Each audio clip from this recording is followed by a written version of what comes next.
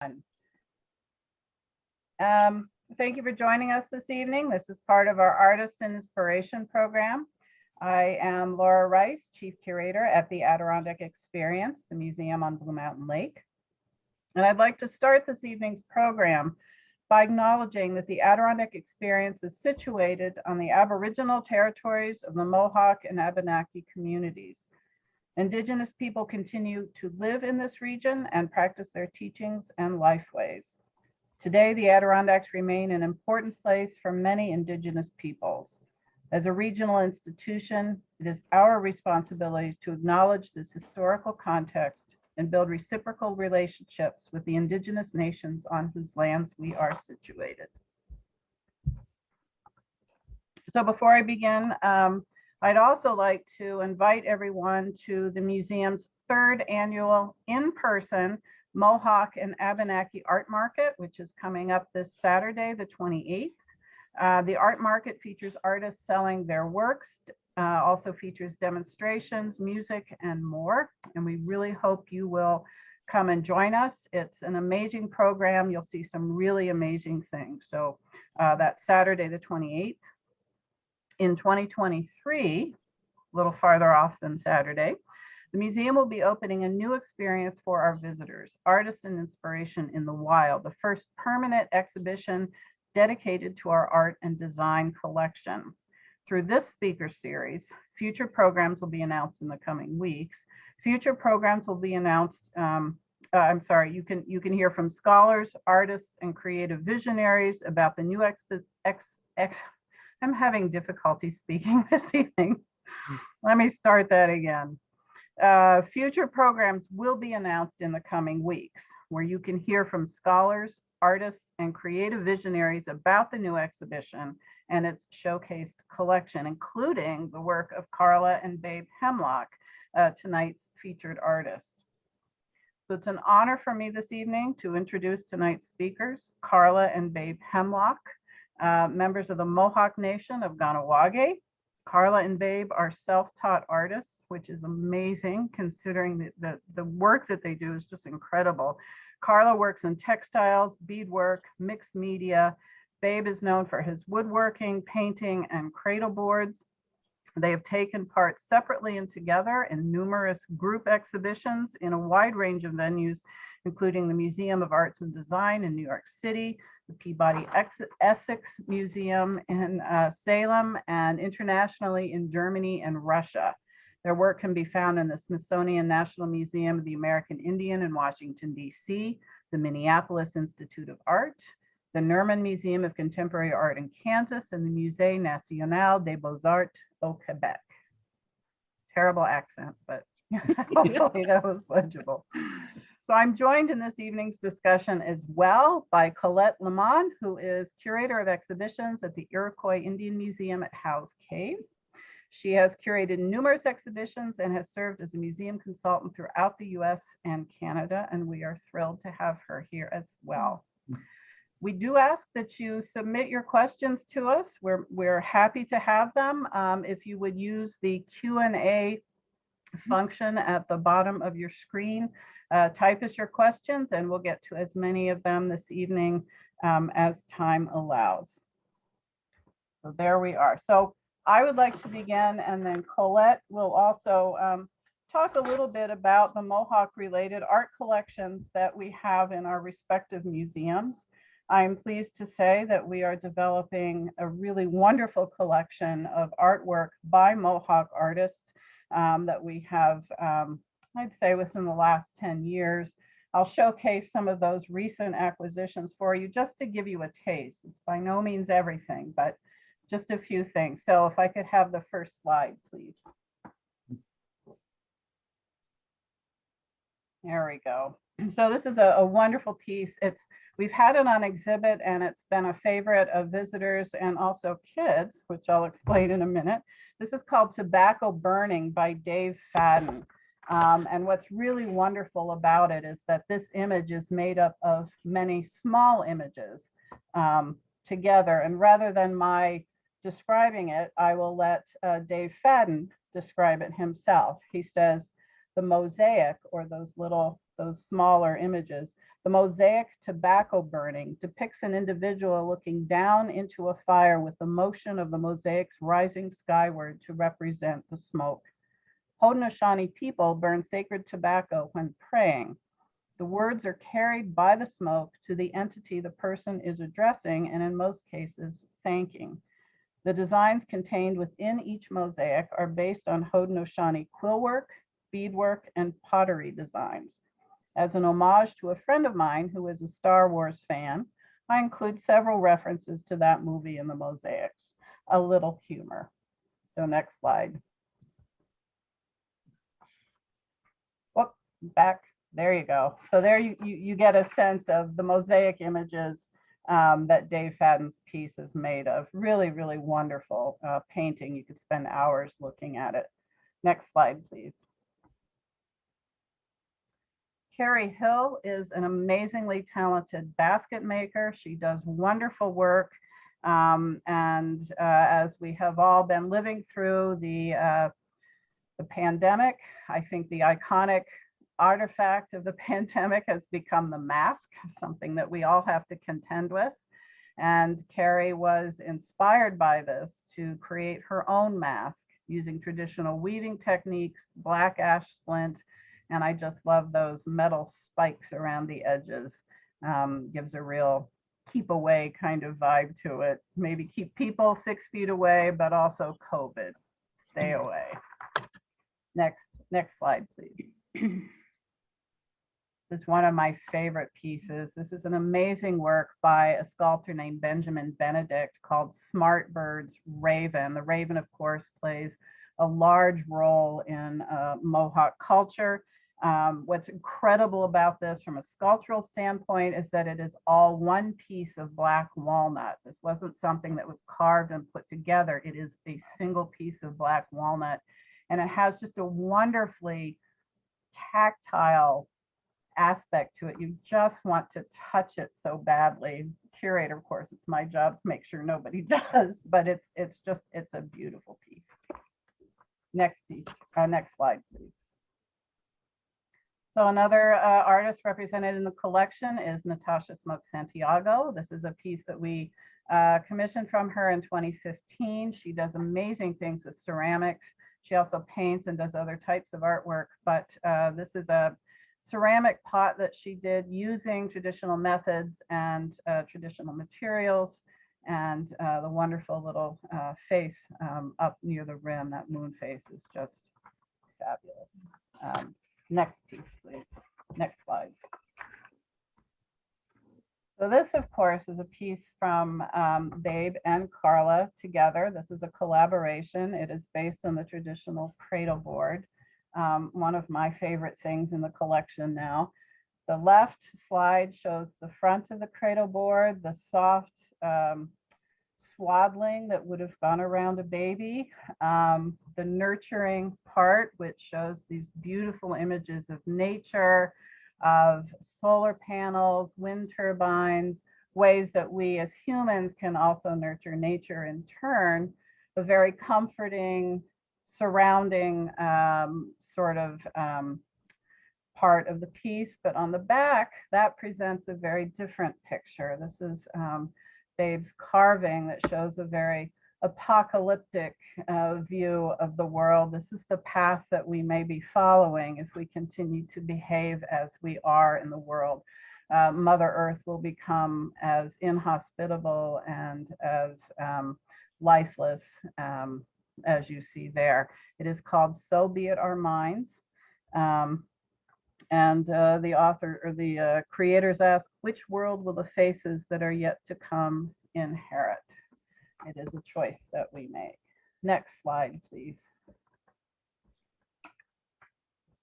And this is our most recent acquisition. This is a gorgeous piece by Carla. It's a quilted hanging called Revival, and it celebrates the revival of the Mohawk tradition of tattoo art. The black pieces, or the pieces in black wool that you see worked on the surface of the colorful background, are pre-contact Mohawk tattoo designs. And the center photograph, which is printed on fabric, shows the Hemlock sun applying a Mohawk tattoo in the traditional manner. So a wonderful celebration of culture and the revival of this art form. So that's just a quick taste of some of the things the museum has been collecting. Now I'd like to turn it over to Colette, as she too has a few pieces to share with you to whet your appetite for visiting that museum as well. So Colette. Okay. So basically, just to give you some background, the Iroquois Museum we were founded in 1981 by two anthropologists at a time when almost nobody was looking at or studying or collecting Haudenosaunee art. The focus was very much on contemporary Southwestern art. Even other Native people were not aware of the fact that there were incredible traditions still being kept on this side of the Mississippi. So the museum was founded in 81. We managed to survive until now as a private nonprofit. Our collection at this point began in the late 70s and it continues to today, and it numbers over 2,300 objects of contemporary materials. We also have archaeological and historical materials, but our mission is really about using the art as a window into Haudenosaunee culture. So that's the platform that we speak from. And I think we're waiting on my slides. So I think you're good. Oh, okay. You're ready. Because I'm sorry, I can't see them, so I don't know what's up. Okay, now I'm better. And I'm still calling them slides, so you can tell how old I am. So basically that's the museum. If you see really quickly on the side of that building is a small quilt block. And that is Carla's design that she created for us. And I'll show you what she did in fabric along those lines in a few minutes. So the first, I'm going to show you 3 pieces from our collection. The first is a miniature cradle board by Babe. So we can have that slide.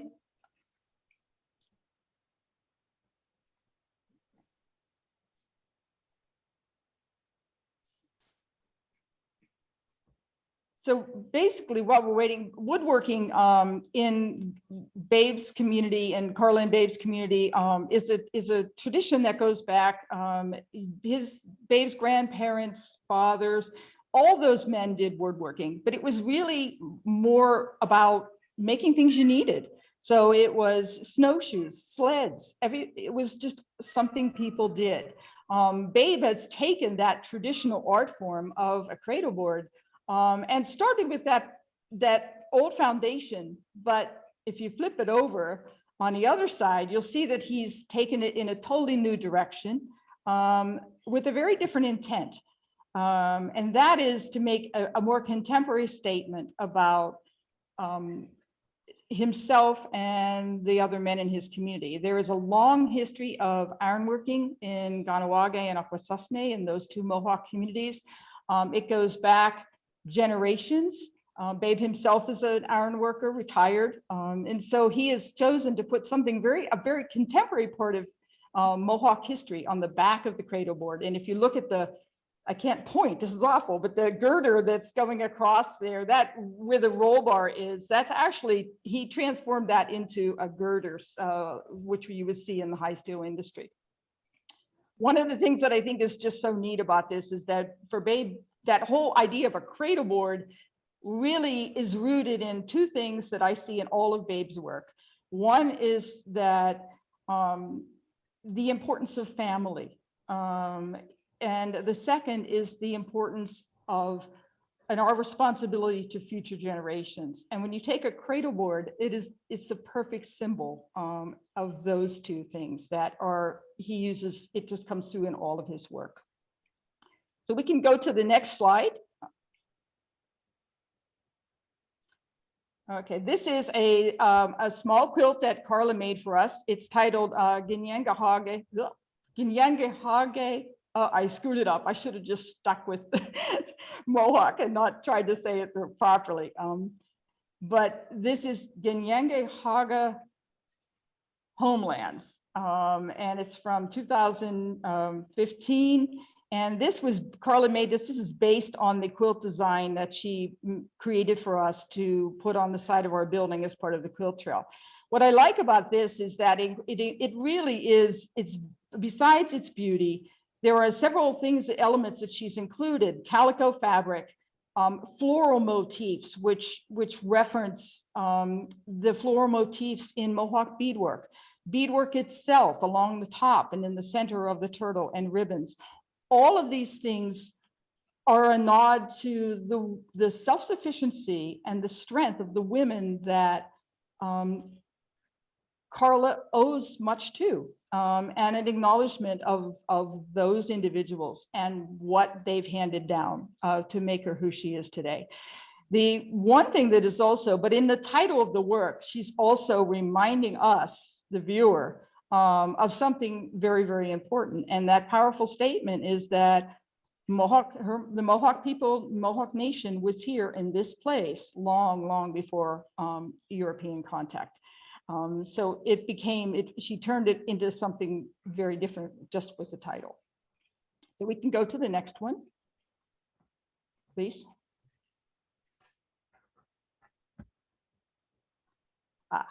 This is the last piece I'm going to show. This is a ribbon shirt that Carla created in response to a call for a show that we did, an exhibit that we did here at the museum called Buckskin to Bikinis, Haudenosaunee Wearable Art.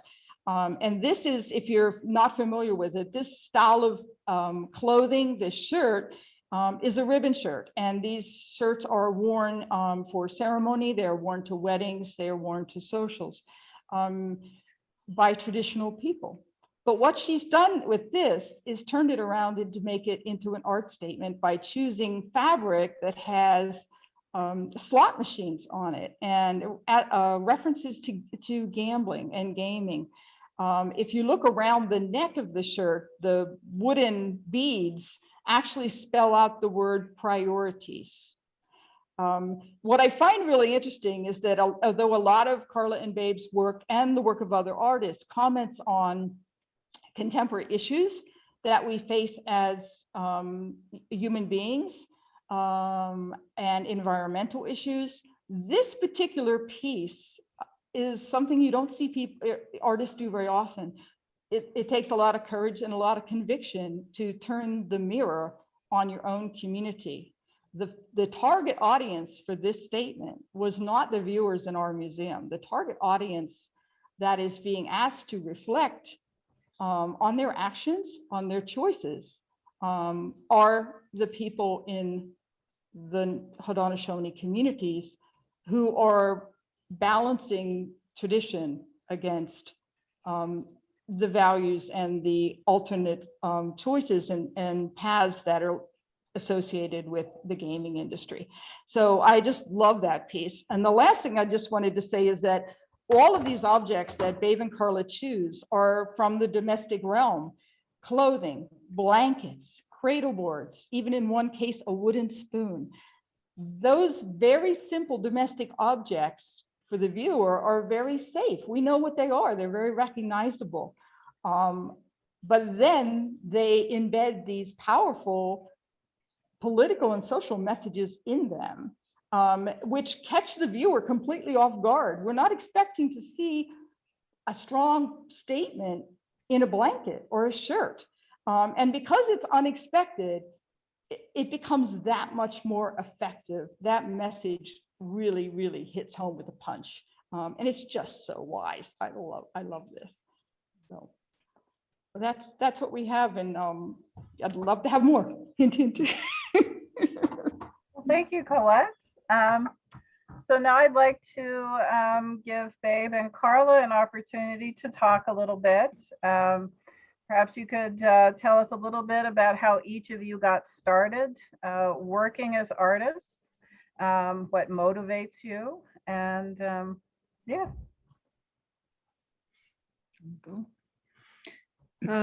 Well, I'm Carla. Gosh, I don't know. I guess I'll speak for me. Speak for me. And I won't speak for you. I guess I've been just always quilting or beading. You grew up in our community. It wasn't something that you took classes in. It was just kind of something that you grew up around. You walk into somebody's home, there's something on the table that somebody's doing. You walk into your grandparents, you walk into your aunts, you walk to your mothers. It's just natural. You're always around women doing something. And I've been fortunate to, to have a lot of women in my family that were just never idle with their hands and that were constantly making things. Growing up, even into today now, friends, family, it's just a way of life that we have here. So it's just growing up around it. I did want to talk about that shirt though.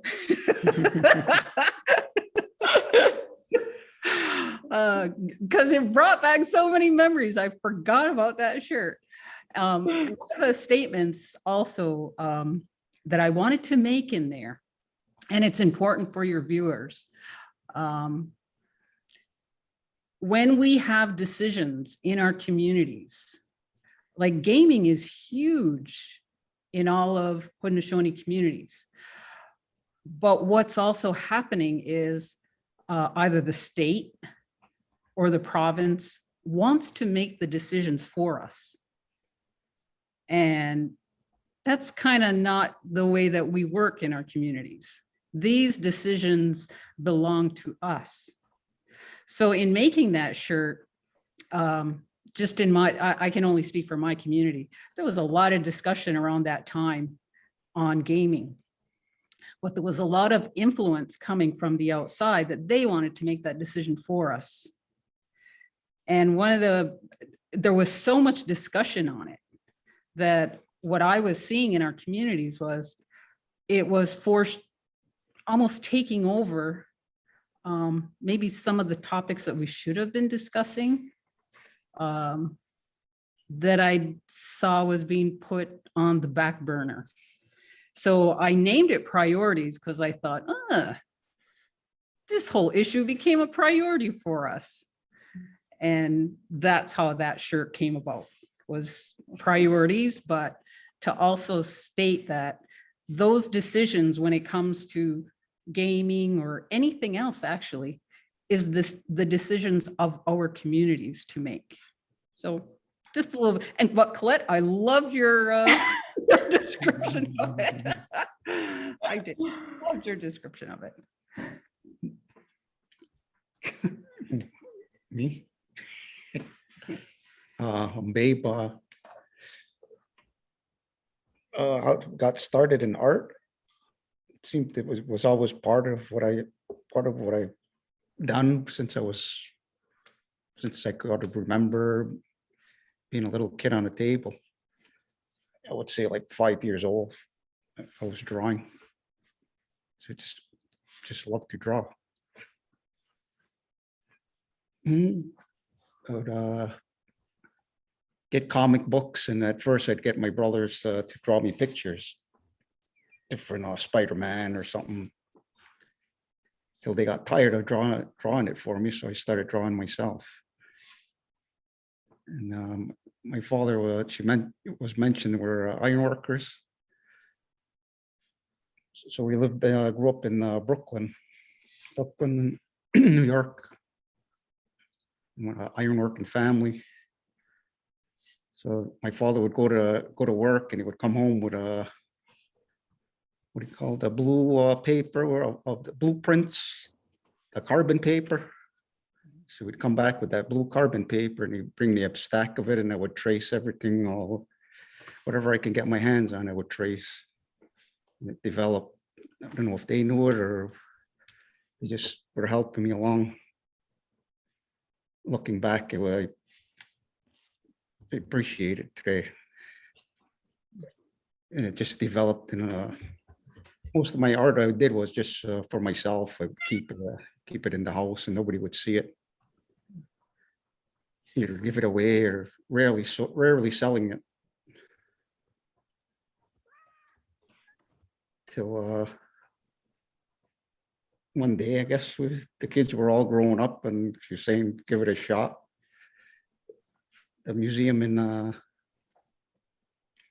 Washington was open, so applied to see if we could get in. We got in, and from there, different people came along and asked us to go to different shows, and then it started taking off from there. And And we haven't slept since.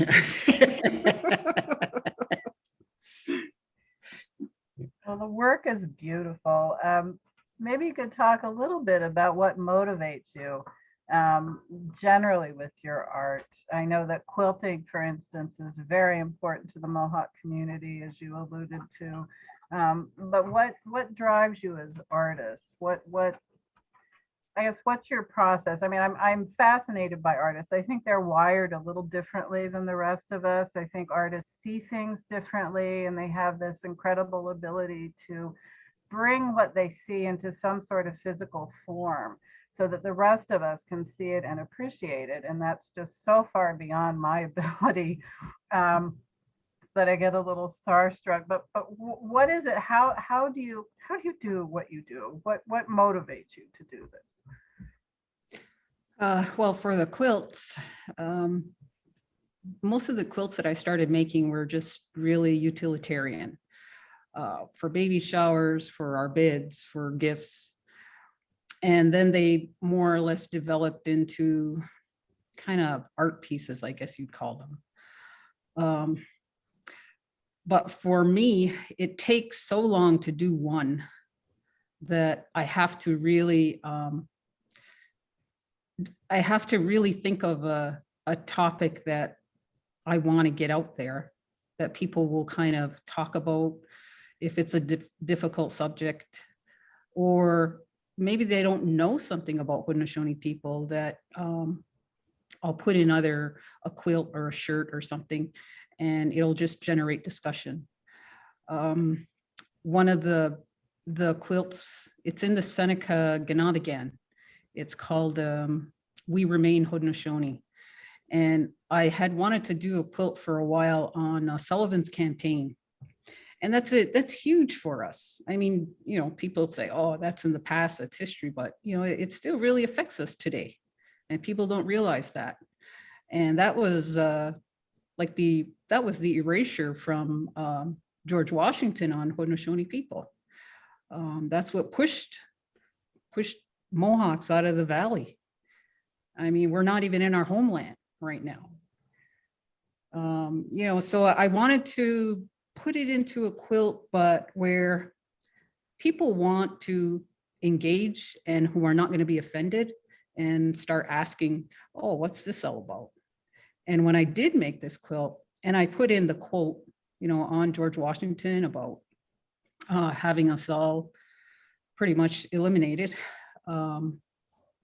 it really, really generated discussion by people who saw it, that all said, I would say 99% of the people said, I never knew that. I really never knew George Washington did that. Really? They're like, really? And I'm like, yeah, just, you know, Google it. So that's just one. I mean, there's so many other works that I've just wanted to generate a bit of discussion on, and what more than a comforting quilt. So, Babe, you talked a little bit about growing up, being an artist of sorts. Was it Carla that pushed you into pursuing it in a more serious fashion? Was it something else? How did you how did you come to the point where you're making these incredible things today? It was prior to, because the cradle boards, I would make some cradle boards if somebody, a family member somebody would be having a baby, and I'd end up making it and end up giving them away. Then some I sold, started selling a few. And it was just the opportunity at the time that came about to see if you could even make a living being an artist. I never thought you could make a living. And I still don't think it. But from there, and it was a different challenge at the time. It was a good challenge. It still is. Mhm. You get tired of it. I mean, you don't get tired of it, but it's a lot of work. People think you're vacationing or something. It's like, there's a lot of work to it. There's a lot of hours that go into it. A lot of sleeping on a couch in your work area and sweating.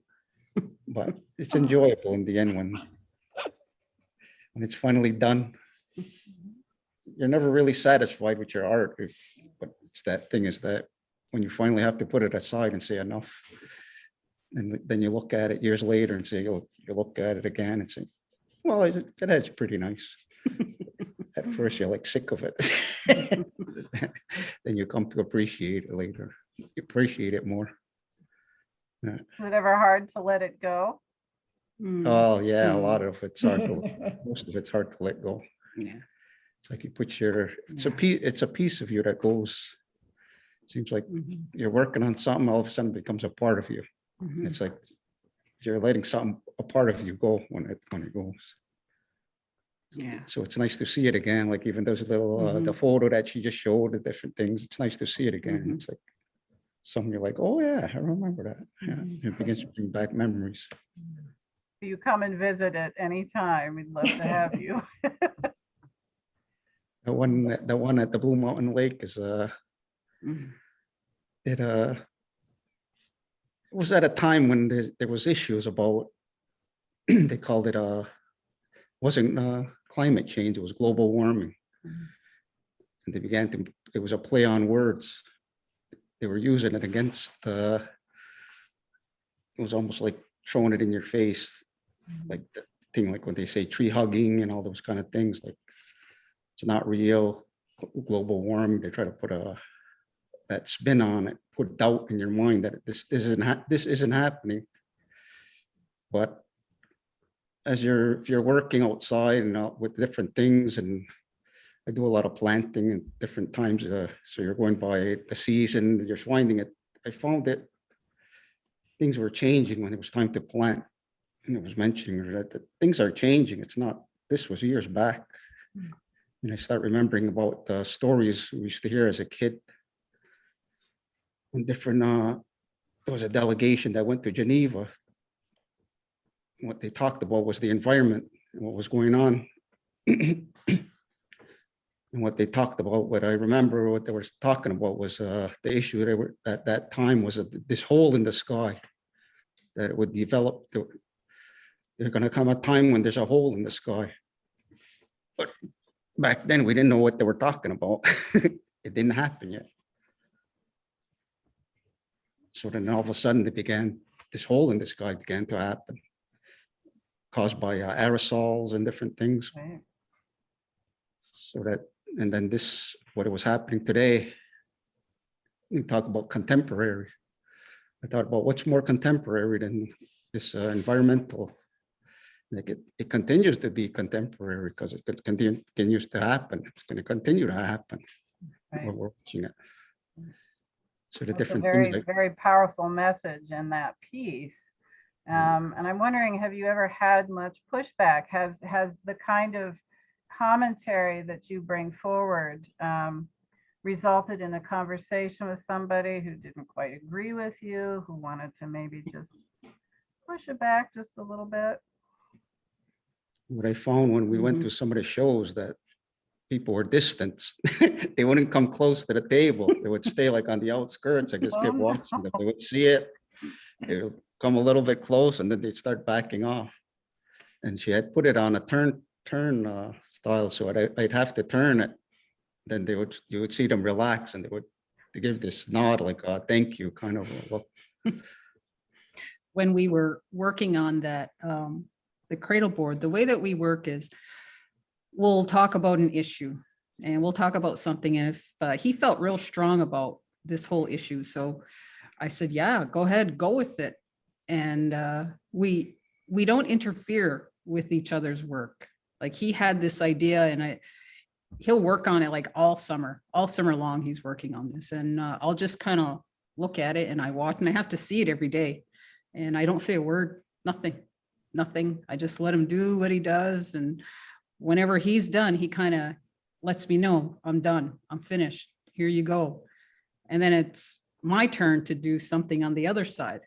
And when I kept watching it, I'm saying to myself, oh my gosh, this is dark. Like, and we laughed about it later when he gives it to me. I'm like, I have to put some hope in here. So we start laughing, and then I took most of those photos on there are photos that either I took or family members took. So I gathered all of these photos. I think two of them are from my sister, one is from my son. And then I took some photos in there. And then that's how that came about. So that's our collaboration process. And the same thing is if I'm working on something, I'll do it, I'll complete it. We talk it out first, and then I let him know I'm done. Here you go. And then he goes with it. So we never really interfere with each other at all. We've been lucky that when we put them together, it kind of works. We've just been lucky. So kind of a response to each other. Hmm. Interesting. Well, I have some questions actually from the folks who are watching. One would like an explanation of how a cradle board works. How is the baby secured? Because they're not quite sure what the object is. Go with- How the baby secure. In the, you want me to show you in this one, or you want me to Sure. explain Yeah, it? we have one behind us. Yeah. This one here, how they're secured in. How he's secured inside is there's a wrap. First, he's wrapped with a blanket first, then they're put in, and then there's straps that go. There's another piece of strapping that goes around, and it secures the men where they're swaddled, and And then the decorative part. then this goes is more on the front. decorative that goes on the front. So the But the but baby's that, secure. yeah, but that they're naturally swaddled in, and they sleep in more secure. They sleep better in the board Mhm. than if you just left them out on their own. They're more comfortable. And then you would carry them. You would either carry them in your arms. And then we see the older ones, they would call it a burden strap, or it would be connected like a loop, and they would connect either across their shoulders or some across their forehead. That's how they would carry it. They wouldn't be like in the Midwest where it goes over their arms. This would be a strap that went over. That's the older. Mm. But today they'll do different styles, but they're secured in, and they're secured then the front bar. What this front row bar does underneath. This front row bar acts as like a safety if it ever fell over, because even their head would be wrapped in, so they wouldn't hit. It's that safety row bar that goes in there. Great. Well, thank you. I have another question. This one is for Carla. Do the tattoo symbols have particular meanings? Actually, they did, but some of those older symbols, the translations of them did get lost. We do know there are a number of people that are researching them, and I know that there still are some distinct designs that if we see them on the older ones, we know what they mean. Like the different circles, the different drawings, if you're going to see the Thunderbird, just different designs. When you see them on the old drawings, I guess that's, yeah, Paintings. the paintings, the drawings. Some of them, they still know, but there's others that, they're so old that people, they didn't either get passed but thankfully we do have a number of people right now who are researching them. And I sure hope there's going to be a book out real soon on just the tattoo designs themselves. So another question, do you use natural materials like bark, feathers, leather, wood, bones in your art? And do they have significant meaning in their use? Cradle board. A lot of it's natural, like the wood itself is a pine. Traditionally back, they would use the basswood, but it's harder to get a hold of basswood. So today, a lot of people are using the pine. But I use acrylic paint. I guess back in the, what was it, the oldest boards they have in the museums would be in the mid 1800s. 1880s, Yeah, 1860s. And those would be painted with a milk paint, they call it. Old milk paint and sinew. Is it sinew or cat? What's it called? Cat cut. Yeah. There's another word. Oh. I can't remember. I'm covering his ears. It's hide cut into strips. And it would be tied. It's tied into, it's holding everything together because the board, it doesn't have any, I have no screws in it, no, it's all dowels and pins and they all locks into each other where it's hold. Then the wood is all from around here. The wood is, I use ash, white ash. You bend it for the roll bar. The back bridge, they call it a bridge in the back. In the back, that would be a harder wood, like maple or different things. They would all get locked in together. So I'm going to see, Colette, do you have anything that you'd like to ask them that maybe you think we should share with the audience this evening? Be kind.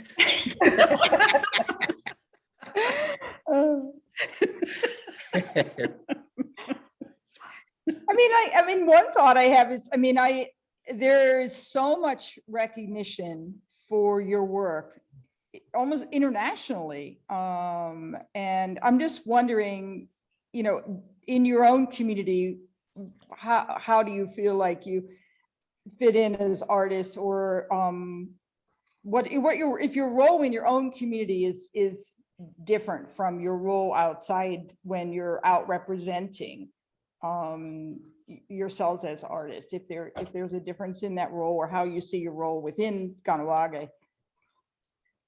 I don't even think half of them know that we do art. We're pretty quiet about it. No.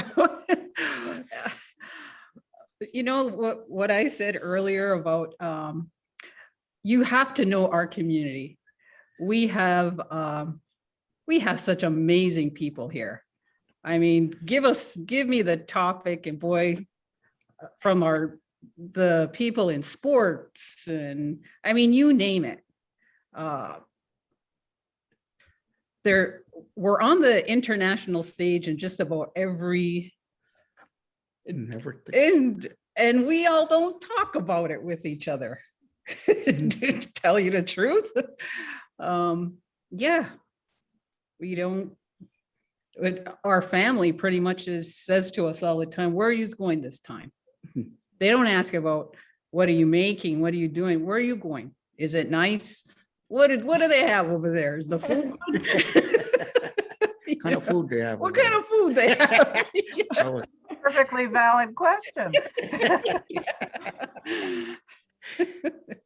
Well, here's another one. I'm interested in the balance of grim subject matter, such as climate change, land dispossession, genocide, with the exquisite beauty and hope, beadwork, future generations in your works.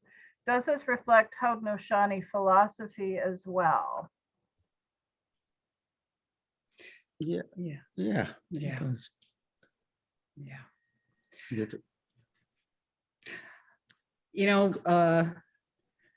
I'll tell you what's gotten us through the past couple of 100 years is laughter.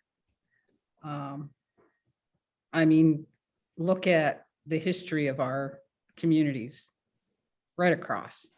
It's not a pretty picture. It really isn't. Even up to today. And one of the things that you're still going to find in all of our communities is a lot of laughter. And even in, I've seen even in the toughest times that there's always a joke about something. And, you know, when you're talking about a balance, gosh. There's no. You look at, yeah, history and what's happening and the dark issues or whatever. There's a lot of dark issues in our history, but there's a lot of good, Mhm. and that's the balance between all the good and Yeah. and you remember the things and stays with you, but you don't carry it with you all the time. It's Mhm. just an issue that did we get over it? I don't know, Mhm. but we're still here. We're still moving. That's the thing. Mhm. Things we keep moving forward. Yep. That's kind of like what that board is about, the one with the climate change and all. Mhm. Here with the mother walking with the little boy, Mhm. and he's got a Batman suit or what, I forget. It was a Batman or Mhm. something. But- And it's saying what I was saying across is this is what you're leaving for the younger next generation. That's that moving forward. This is what they're inheriting if we don't change some of the directions we're going in. Different symbols in the painting, like there's a picket fence stuck in there's water and everything else. It was used to grow up hearing that the American dream, the white picket fence. So I stuck a picket fence in there. That's your dream. This is what you're dreaming. This is all what's behind it is that Mhm. climate change. And when you see the little boy walking and he's got his red wagon. And in the wagon, he's got empty bottle of water. Mhm. They're walking. That's another big issue that's going to come about with this water. Mhm. So if you look, there's a big thing that's going on right now about water. Mm. I don't know if people know that they put the water as a commodity now on the stock exchange. Mhm. It's like oil and gas and everything else. And what does that mean? What does that mean now that water is in that? Means that it might be another cradle board. There we go. But these are dark issues, but it's that moving. We're gonna laugh about it, but they're Yeah. serious issues. Yeah. Well, here's another question for you, a little less serious maybe, but they're asking what artists or other prominent figures you admire or are your influences? What Admire or influences other artists. Oh, there was a man by name, for me, it was a man named Louis Hall. Mhm. He was a very political artist, very good artist. And I knew him growing up. So seeing what the issues that he was bringing about were rubbed a lot of people the wrong way. But it was more like pushing that. He was pushing that. And I admired that about him.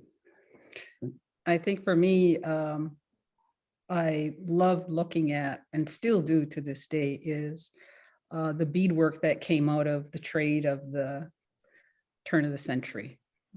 The women in our community that pretty much they had to make a living, they had to eat, they had to feed families. And when you're going through some really tough times, it was the work of those beadwork that fed those families. So I have this just immense just pride and honor, just knowing these women, what they made. And if, you know, in our home, it's full of antique beadwork. I just love collecting antique beadwork. And if I see something like if we do travel quite a bit, and if I see an old piece, man, that's coming home. Because I knew how hard it was for them to let it go. And that fed a family. So yeah, it's the old beadwork. And There was also a woman in our community. Her name was Elaine Lahesh. Oh my gosh. If that woman, she could do anything, and she did. And I was just amazed, admired. I could not believe what came out of her hands.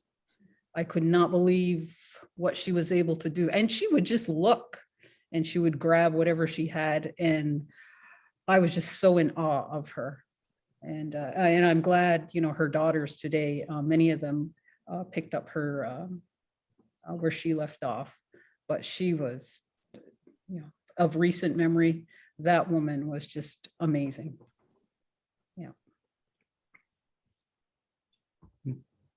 So I have another note for Carla. You were on the advisory board for the important show, The Hearts of Our People. I was so sorry it had to close in DC so quickly. Did you have a favorite piece or artist from that show? Thank you so much for your wonderful work. Thanks. Oh gosh, I'll tell you, you can't have just one piece in there that you love, because for the people that had a chance to see it, even if you didn't, if you ever have a chance to see the catalog, I was blown away by some of the work that was in there. One of them that did come from New York State was Caroline Parker, her skirt, and I think it was her top, and she did a little boy's jacket. So, you know, I really pushed for Caroline Parker's work to be in there. Gosh, there was just so that you can't just pinpoint, because the show itself was, it was really one of a kind. It was incredible. And it was, for me, they took the oldest pieces of work to the most contemporary. And if you looked at that time frame, I always tell people, if you really like something, like from way back when, say you saw a piece of work in 1860s or the 1880s, find out what was going on in that community, in that territory at that time. That shirt, that war shirt that you just love, what was going on, that cradle board that now sits in some museum, boy, how did they get that one? And, you know, ask yourself what was going on, but then look at the incredible beauty that came out of that person, that those people that were on the Trail of Tears walk. Do you know the artwork that came out of that?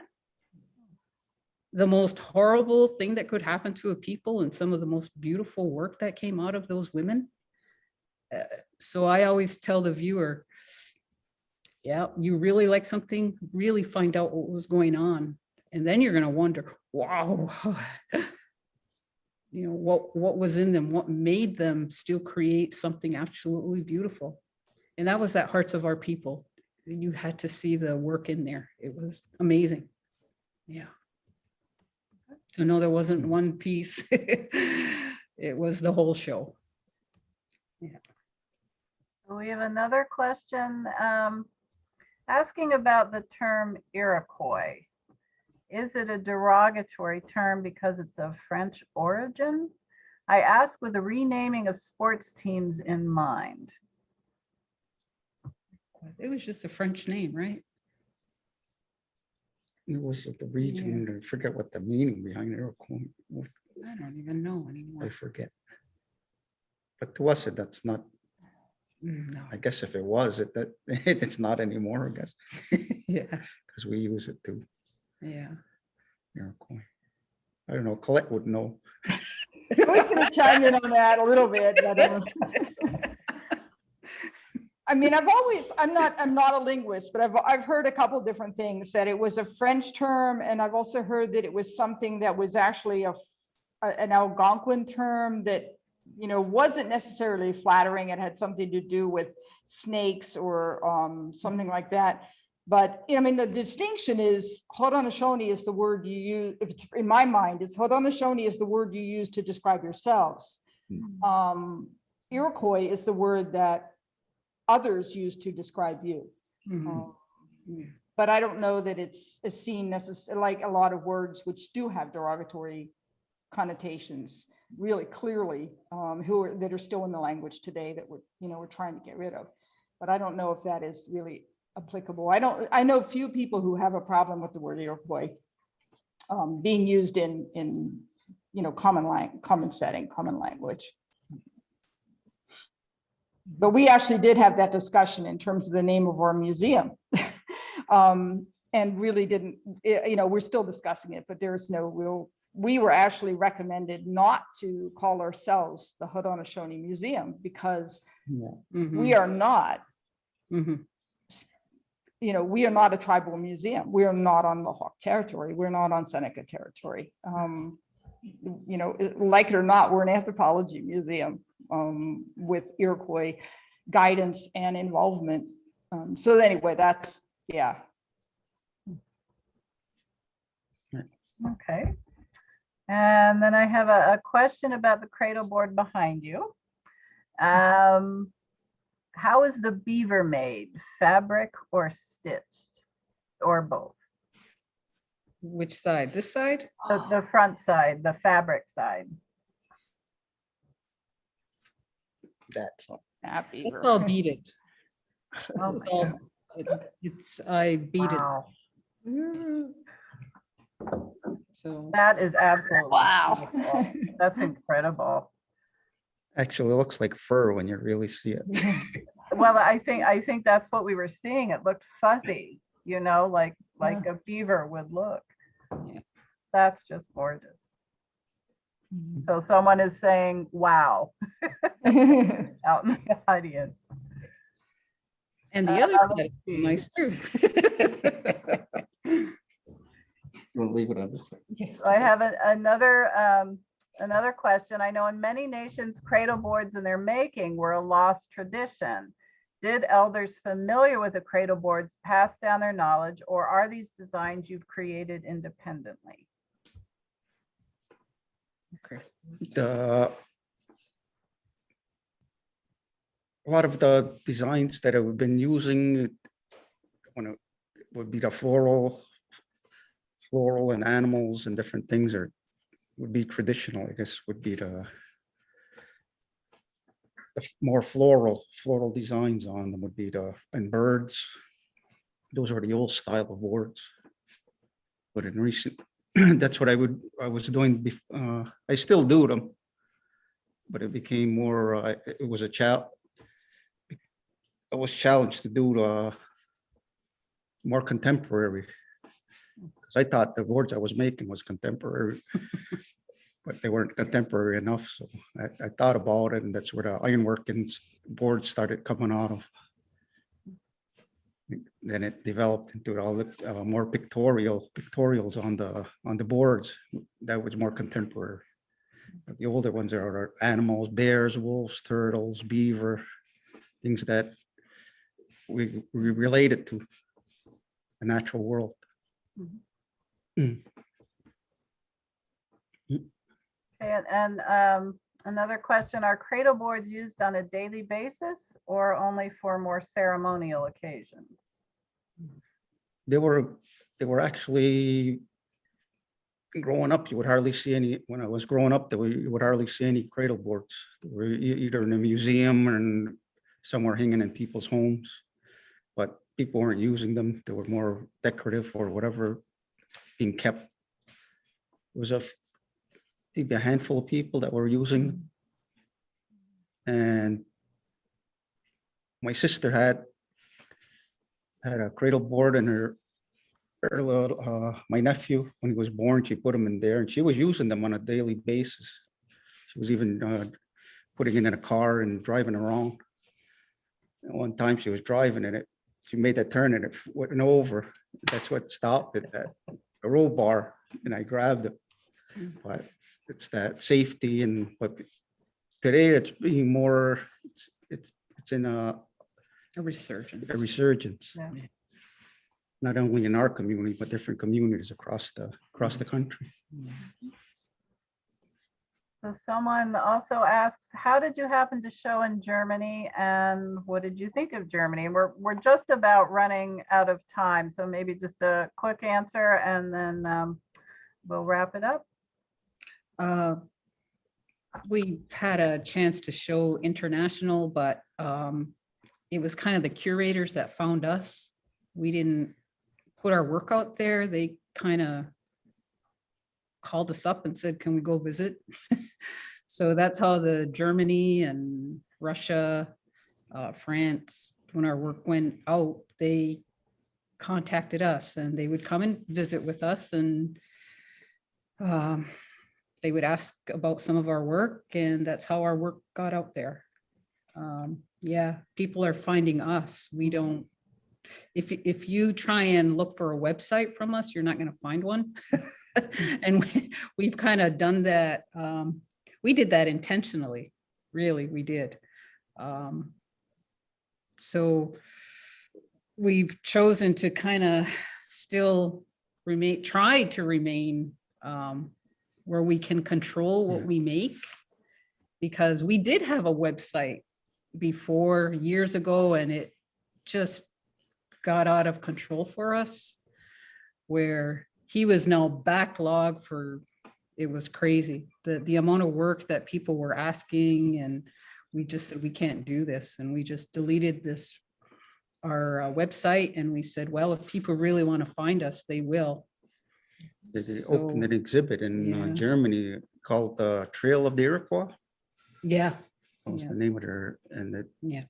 so they went around looking for Iroquois artists, I guess the old and the new. Yeah. Yeah. They went on. So Well, yeah, we're just about at, actually, we're a little over. So I kind of feel like we're cutting this off, but thank you so much for participating this evening. We were thrilled to be able to hear from you and see some of your work. Thank you, Colette, for joining us, and thank Little Boy, your feline companion there, who made a few appearances for us. So I'd just like to sign off by thanking everybody else as well for joining us tonight. We do have a recording of this evening's program and all of our other Monday evening speaker programs that will be available on the website. So if you missed the first part or you want to go back and see it again, you can do so. Thank you to our panelists, everybody, for joining us again. It's been really great. And I hope you will come and see us this summer, or what's left of summer, at the museum. So good evening, everyone. Thank you.